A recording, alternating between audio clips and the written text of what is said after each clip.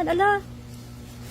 Hala, ba't kumakain po kayo dyan sa ano? Sa basurahan ata yan. Madumi po. Kaso po, madumi po ata yung ano. Nasa basurahan po kayo. Wala ka sa pagkain.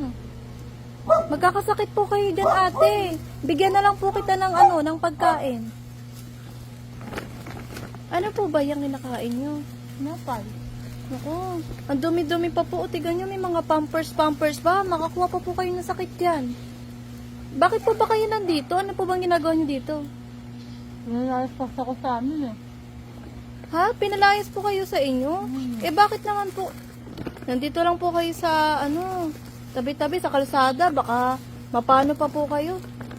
Tsaka ano po yung kinakain nyo dyan? Ang dumi-dumi. Wala ka pa akong matitirahan. Pinalayas ako sa amin. Huwag nyo na po kainin yan. Bigyan na lang po kita ng bagong tinapay.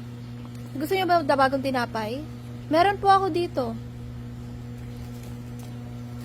Ito po, oh. O, bago to. Binili ko to sa ano, may bakery.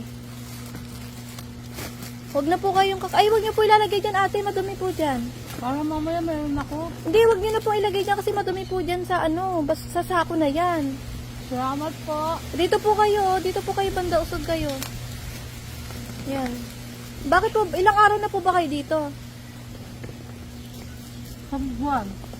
Ha? Isang buwan? Paano po kayo nakakaano dito? Survive ng mga pagkain nyo, tubig nyo? Pinagbibigay po ba sa inyo? Nilimos. Ay, nalilimos kayo? Paano kung wala kayo na mapamilimos sa isang araw? Paano kayo kakain? Dito. Magutom kayo. Tapos kakain kayo dyan sa, ano ba yan? Mga tira-tira. Salamat. Sige. Ingat kayo, ate, ha?